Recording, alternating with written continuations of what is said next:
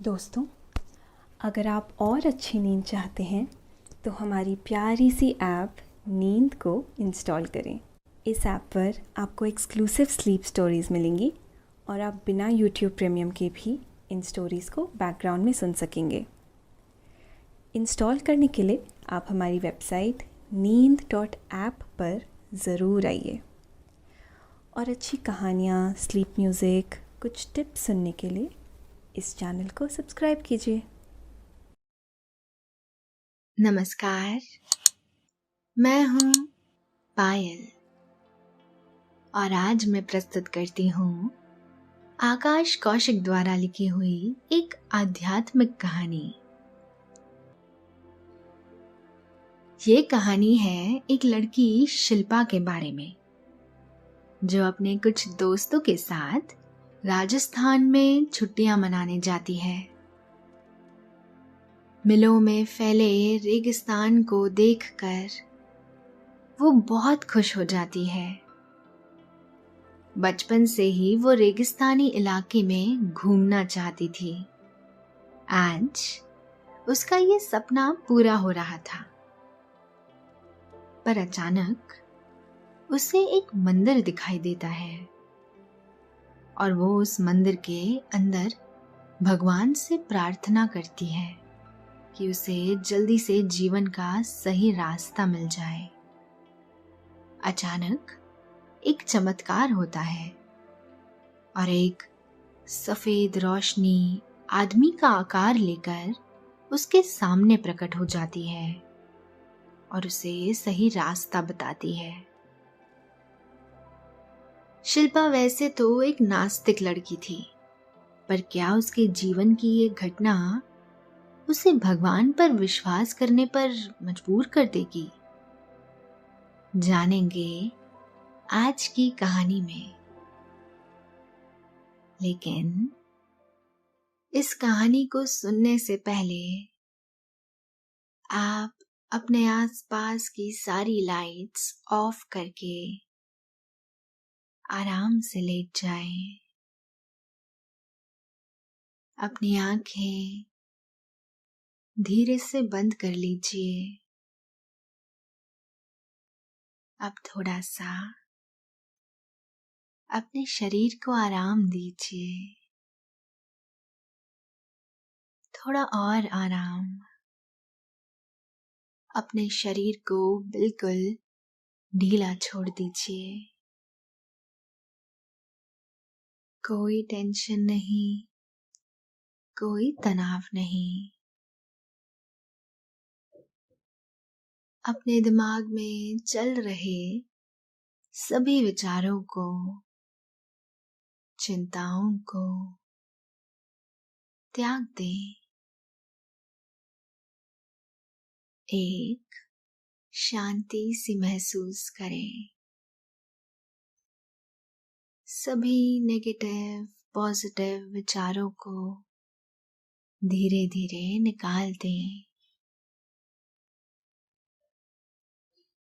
हाथों को सीधा करके अपनी कमर के साइड में रख लीजिए।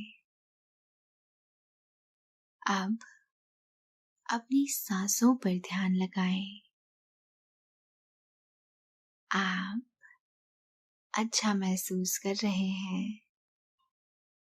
खुद को काफी हल्का फील कर रहे हैं। सब तरफ शांति है, सुकून है, खामोशी है।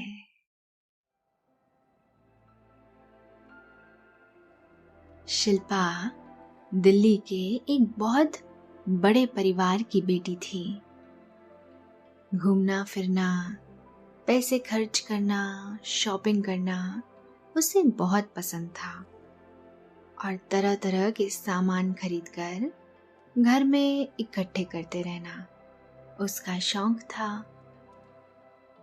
उसके पापा एक बहुत बड़े बिजनेसमैन थे और पूरे शहर में उनका लंबा चौड़ा व्यापार फैला हुआ था। शिल्पा थोड़ी जिद्दी किस्म की लड़की थी। कई बार तो अपने माता पिता को बिना बताए ही छुट्टियां मनाने अपने दोस्तों के साथ निकल जाती थी।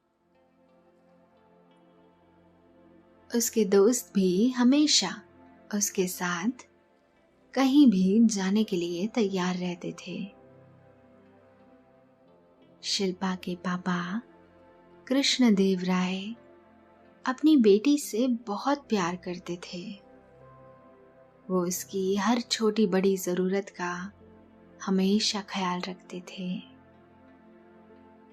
शिल्पा की जो भी इच्छा होती उसके पापा सोचने से पहले ही उसके सामने हाजिर कर दिया करते थे। सोमवार का दिन सुबह के 9 बजे है और शिल्पा अभी तक सो रही है। अरे शिल्पा, सारा दिन सोती रहोगी क्या? कॉलेज नहीं जाना? माँ ने कहा। शिल्पा अंगड़ाई भरते हुए बुदबुदाते हुए बोली, अरे माँ, क्यों परेशान कर रही हो? अभी सुबह कहाँ हुई है? माँ ने कहा, सुबह नहीं हुई? तेरा दिमाग तो ठीक है ना? सूरज सर चढ़ चुका है, 9 बज रहे हैं और तू अभी तक सो रही है। तेरे पापा ने तुझे सर पर चढ़ा रखा है। वो तो मेरी बात मानते ही नहीं। कितनी बार कहा अपनी बेटी को इतना मत बिगाड़ो मत बिगाड़ो, लेकिन मेरी तो कोई सुनता ही नहीं। चल अब जल्दी से खड़ी हो जा और कॉलेज के लिए तैयार हो जा। मैंने नाश्ता बना दिया है। कई दिनों से तू कॉलेज भी नहीं गई है। पापा को पता चला तो वो मुझ पर चिल्लाएंगे। शिल्पा बेमन सी करवट लेती हुई बोली, ठीक है माँ, थोड़ी देर में उठती हूँ। हे भगवान, ये लड़की कभी नहीं सुधरेगी। ऐसा कहते हुए माँ किचन में चली गई। इतने में शिल्पा का छोटा भाई जोर से दरवाजा खोलते हुए अंदर आता है और बेड पर चढ़कर कूदने लगता है। उठो दीदी, उठो, जल्दी उठो, वरना मैं शोर मचाऊंगा। जल्दी उठो, मेरे साथ वीडियो गेम खेलो। आज मैं आपको हरा कर छोड़ूंगा। शिल्पा कंबल हटाते हुए उठी और बाथरूम की तरफ कहते हुए जाने लगी, तुम लोग मुझे जीने नहीं दोगे। इस घर में तो चैन से कोई सोने भी नहीं देता। नहा धोकर तैयार होने के बाद शिल्पा ब्रेकफास्ट करती है और किसी तूफान एक्सप्रेस की तरह कॉलेज भाग जाती है। कॉलेज में उसके दोस्त बेसब्री से उसका इंतजार कर रहे थे और प्लानिंग कर रहे थे कि इस बार पता नहीं कहाँ घूमने जाएंगे। कॉलेज की छुट्टियां भी पड़ने वाली थी और बहुत दिनों से सब लोग कहीं घूमने नहीं गए थे। इतने में क्लासरूम में शिल्पा की एंट्री होती है। सब लोग खुशी से झूम जाते हैं। पूरे 1 हफ्ते के बाद शिल्पा कॉलेज गई थी। कैंटीन में स्नैक्स ऑर्डर करने के बाद सब लोग टेबल पर बैठे गाना गा रहे थे। एक म्यूजिकल जैम चल रहा था। कोई गिटार बजा रहा था तो कोई फ्लूट बजा रहा था और शिल्पा उस पर डांस कर रही थी। सब लोग मस्ती में डूबे हुए थे। खाना खाने के बाद शिल्पा बोली, बहुत दिनों से मेरा घर में मन नहीं लग रहा है और छुट्टियां भी पड़ने वाली है। चलो जल्दी से प्लान बनाओ, इस बार कहाँ जाना है? शिल्पा का दोस्त वरुण बोला, शिल्पा, इस बार तुम ही डिसाइड करो कि कहाँ जाना है। ज्यादातर डेस्टिनेशन तो हम घूम ही चुके हैं। इस बार किसी डिफरेंट जगह पर चलते हैं और एक अलग ही एक्सपीरियंस करते हैं। शिल्पा सोच ही रही थी कि कहाँ जाया जाए। इतने में ही उसकी नजर कैंटीन की टेबल पर रखे कैलेंडर पर पड़ती है और एक डेजर्ट का लैंडस्केप उसे दिखाई देता है। शिल्पा कहती है, मिल गया सॉल्यूशन। इस बार हम राजस्थान जाएंगे और डेजर्ट की गरम गरम रेत पर कैंप फायर करेंगे, गाएंगे, नाचेंगे, खूब मस्ती करेंगे। दोस्तों, अब से आप आपकी मनचाही दादी और नानी की कहानियों से प्यारी नींद की कहानियां सिर्फ और सिर्फ नींद ऐप पर ही सुन पाएंगे। तो इसी तरह हमारे साथ कहानियों के जरिए जुड़े रहने के लिए आपकी अपनी नींद ऐप इंस्टॉल करें। सब लोगों को शिल्पा का ये आइडिया इतना पसंद आता है कि सब लोग खुशी में झूमने लग जाते हैं। एक हफ्ते बाद कॉलेज की छुट्टियां भी शुरू हो गई। शिल्पा ने सबको पहले ही बता दिया था कि मैं घर से बिना बताए जा रही हूँ। किसी को कानो कान खबर ना हो कि हम कहाँ जा रहे हैं। तुम लोगों को अपने घर पे बताना है तो बता दो, पर मेरे घर तक बात नहीं पहुंचनी चाहिए, वरना माँ बहुत गुस्सा करेंगी। सब लोग ये बात समझ जाते हैं। अब आया मिलने वाला दिन। सब लोग इकट्ठे होकर रेलवे स्टेशन पर मिलते हैं और ट्रेन से सीधा राजस्थान निकल जाते हैं। शिल्पा घर में 3 दिन के सेमिनार का बहाना बनाकर निकली थी। वे लोग सबसे पहले जयपुर जाते हैं और वहां के हवा महल, जंतर मंतर, एंशियंट ऑब्जर्वेटरी और आमेर का किला देखते हैं। राजस्थान की खूबसूरती उसके महलों में बसती है। वहां के किले दुनिया के सबसे बड़े किलों में से एक है। किलों की बड़ी बड़ी दीवारें और उनके ऊपर रखी हुई तोप शिल्पा को अपनी तरफ आकर्षित करती है और उसे ये सफर बेहद रोमांचक लग रहा था। हवा महल में तो उन लोगों ने हद ही कर दी। एक एक खिड़की पर जाकर सब लोग चिल्लाने लगे और जोर जोर से हंसने लगे। उन लोगों को देखकर आसपास के लोग भी उनकी नकल करने लगे। सचमुच उनको बहुत मजा आ रहा था। लेकिन कौन जानता था शिल्पा की लाइफ में एक ऐसा टर्निंग पॉइंट आने वाला था जो उसकी जिंदगी हमेशा के लिए बदलने वाला था। जिंदगी की गोद में क्या रखा है ये कौन जाने। शिल्पा धीरे धीरे अपनी किस्मत की तरफ आगे बढ़ रही थी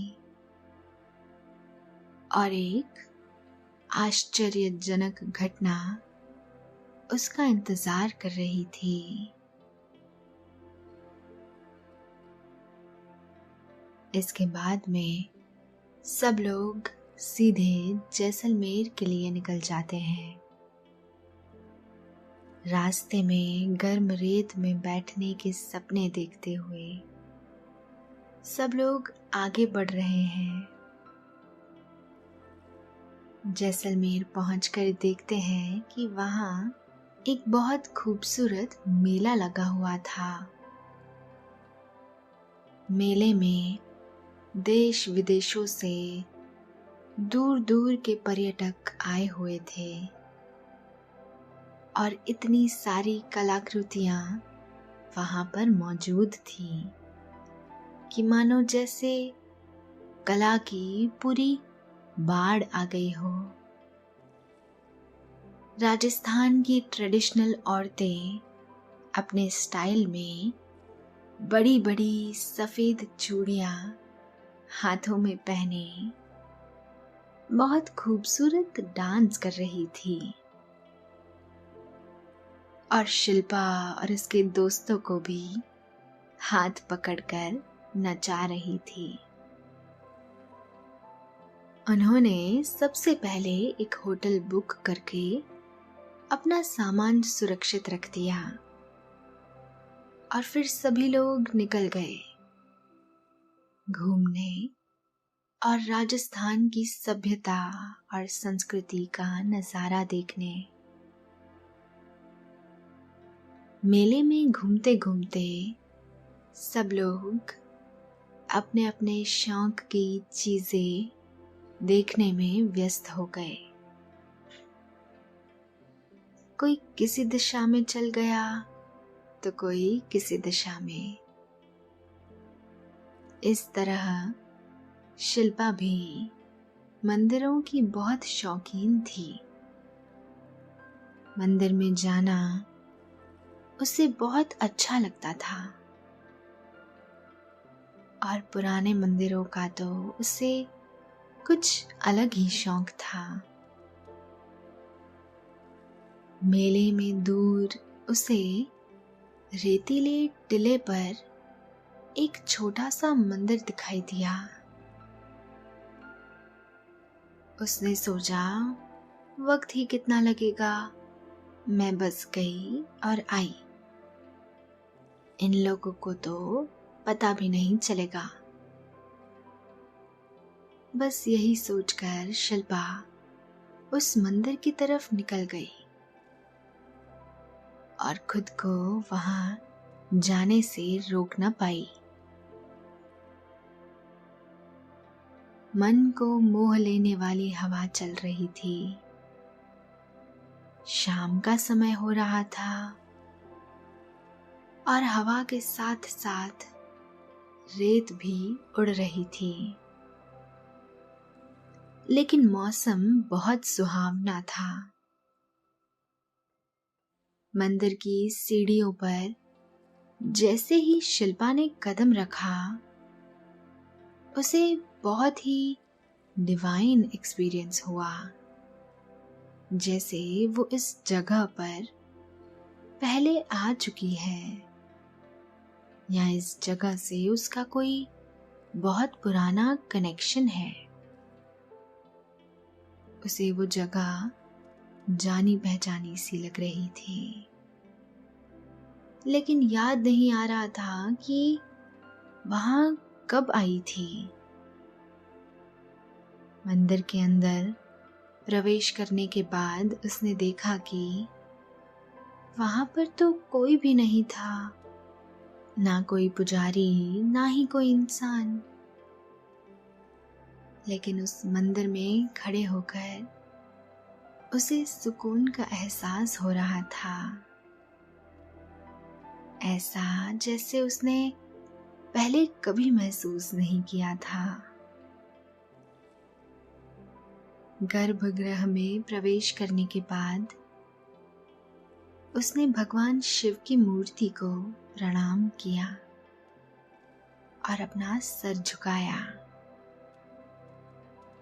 वो मंदिर बहुत ही पुराना था, लेकिन उसकी खूबसूरती अभी भी कम नहीं हुई थी। गर्भगृह में शिवजी को प्रणाम करने के बाद जैसे ही शिल्पा ने सर ऊपर उठाया, उसे नीचे जाती हुई सीढ़ियां दिखाई दी, जो कोई गुप्त रास्ता था गर्भगृह के अंदर से नीचे जाने का। दोस्तों, अब से आप bedtime stories, guided meditations, relaxing music, इन सब का आनंद नींद ऐप पर ही उठा सकते हैं। उसने नीचे जाने का मन बनाया और वो एक एक सीढ़ी उतरते हुए नीचे की तरफ जाने लगी। वहां पहुंचकर उसने देखा एक बहुत ही खूबसूरत कमरा मंदिर के नीचे बना हुआ है और वहां की पॉजिटिव वाइब्स मन को तरंगित कर रही थी और कलाकृतियां इतनी खूबसूरत थी जैसे इस कमरे को तैयार करने में सैकड़ों सालों का समय लगा हो। वो कमरा सोने की दीवारों से बना हुआ था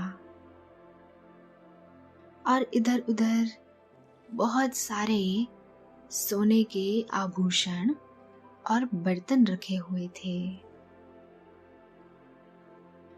शिल्पा मन ही मन सोच रही थी, आज तो जैकपॉट लग गया। इतना सारा सोना मंदिर के नीचे मौजूद था और किसी को पता भी नहीं था। शिल्पा उस जगह की खूबसूरती को निहार ही रही थी कि अचानक उसे अपने सामने एक पॉजिटिव तरंगों में भरा हुआ सफेद प्रकाश नजर आने लगा और देखते ही देखते पूरा कमरा रोशनी से भर गया। ऐसा लग रहा था जैसे मानो साक्षात भगवान दर्शन दे रहे हों।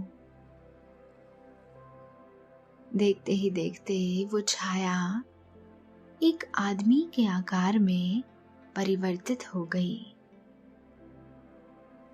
शिल्पा ने उन दिव्य पुरुष को प्रणाम किया। उन्होंने भी अपना हाथ उठाते हुए शिल्पा को आशीर्वाद दिया। शिल्पा ने उन महापुरुष से उनका परिचय पूछा कि आप कौन हैं और ये जगह क्या है और मैं यहाँ कैसे आ गई। दिव्य पुरुष ने शिल्पा को बताया कि वो एक महायोगी है और सैकड़ों सालों से इस मंदिर की रक्षा कर रहे हैं और सदा यहाँ सूक्ष्म रूप से अदृश्य होकर तपस्या करते हैं। उनकी आकृति किसी ऋषि मुनि जैसी थी। योगीराज बताते हैं कि शिल्पा, तुम एक साधारण कन्या नहीं हो।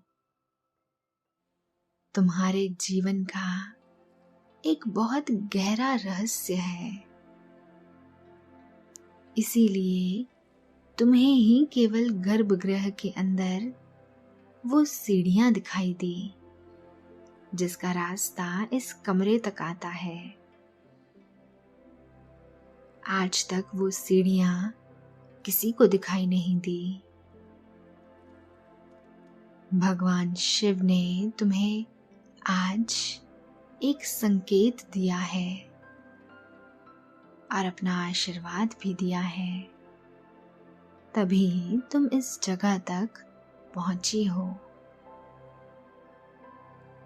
तुम पिछले जन्म में एक बहुत महान साध्वी थी और संसार की सेवा और रक्षा करना ही तुम्हारा धर्म था। इसी गांव में तुमने जन्म लिया था और अपना पूरा जीवन इस मंदिर की रक्षा करते हुए बिता दिया। परंतु इस जन्म में माया के कारण तुम्हें कुछ भी याद ना रहा। आज भगवान शिव की कृपा से एक ऐसा संयोग बना है कि तुम्हें अपने जीवन का उद्देश्य फिर से याद आ गया है। महायोगी की बातें सुनते सुनते शिल्पा को अपने पिछले जीवन के बारे में सब कुछ याद आ गया और मन ही मन उसे बड़ा खेद हुआ कि उसने अपना ये जीवन बेकार की चीजों में मौज मस्ती में बिता दिया और अपने उद्देश्य को याद न रखा। शिल्पा ने योगी से पूछा कि ये कैसा चमत्कार है? आप ना तो पूरे दृश्य में हैं और ना ही अदृश्य। ये कैसी बीच की अवस्था है? कृपा करके मुझे इसके बारे में बताएं। योगी जी ने बताया कि मैं सूक्ष्म रूप में हूँ और मैं इसी रूप में यहाँ तपस्या करता हूँ। इस रूप में मुझे कोई भी साधारण मनुष्य नहीं देख सकता। जिसके पूर्व जन्मों के संस्कार अच्छे होते हैं, केवल वही मेरे दर्शन कर सकता है। इस समय मेरा शरीर हिमालय की कंदरा में सुरक्षित है और वहां सो रहा है और मेरा सूक्ष्म शरीर यहाँ इस मंदिर की सुरक्षा का कार्यभार निभा रहा है। ये मंदिर सैकड़ों साल पुराना है और ये इसकी खास विशेषता है जिसका ज्ञान यहाँ के लोगों को भी अभी तक नहीं हुआ है। जब कभी भी हमें किसी पवित्र इंसान को दर्शन देने होते हैं तो हम अपना छाया रूप दिखा देते हैं और उसे दीक्षा देते हैं ताकि वो अपना जीवन एक अच्छे उद्देश्य में लगा सके और अपने जीवन को धन्य बना सके। योगीराज शिल्पा के दोनों आंखों के बीच अपने अंगूठे से स्पर्श करते हैं और शक्तिपात के द्वारा उसके शरीर में सूक्ष्म चक्र को जागृत कर देते हैं। अचानक शिल्पा को अपने कई जन्मों की स्मृतियां याद आ जाती हैं और वो एक अलग व्यक्ति के रूप में उभर कर आती है। योगीराज शिल्पा को उसके जीवन का उद्देश्य याद दिलाते हैं और समाज के कल्याण में अपना जीवन बिताने की प्रेरणा देते हैं। शिल्पा सर झुकाकर योगीराज को इस कृपा के लिए धन्यवाद देती है और जैसे ही सर ऊपर उठाती है महात्मा अंतर्ध्यान हो जाते हैं। इस घटना ने शिल्पा को पूरी तरह से बदल कर रख दिया था। वो अपने अंदर एक असीमित ऊर्जा और शक्ति का संचार महसूस कर रही थी और अपना जीवन समाज कल्याण में लगाने के संकल्प के साथ मंदिर से बाहर निकल जाती है। दोस्तों, अब से आप bedtime stories, guided meditations, relaxing music, इन सब का आनंद नींद ऐप पर ही उठा सकते हैं। शिल्पा के दोस्त अभी भी मेले में मौज मस्ती में व्यस्त थे। वरुण देखता है कि दूर से शिल्पा रेतीले टिले से नीचे उतरते हुए आ रही है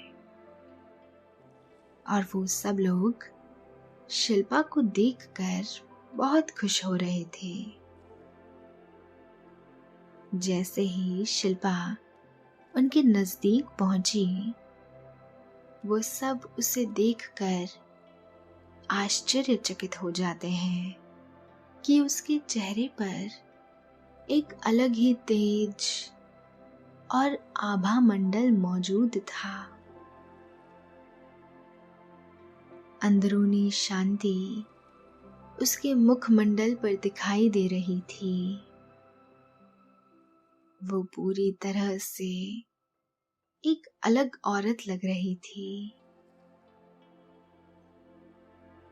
2 मिनट तक आश्चर्यचकित होकर निहारने के बाद शिल्पा के सभी दोस्तों का सर अपने आप शिल्पा के आगे नतमस्तक हो गया और सभी हाथ जोड़कर उसे प्रणाम करने लगे। शिल्पा ने सबको गले लगाया और अगली सुबह होते ही सब लोग वापस घर के लिए निकल गए और शिल्पा ने अपना पूरा जीवन धरती को ही स्वर्ग बनाने में लगा दिया। धन्यवाद। तो दोस्तों, आपने ये कहानी सुनी, कहानी इनविजिबल मैन की। आपको अच्छा लग रहा है और अब समय हो गया है आपके सोने का। आप महसूस कर रहे हैं कि नींद आपको अपनी आगोश में समाती जा रही है। शुभ रात्रि।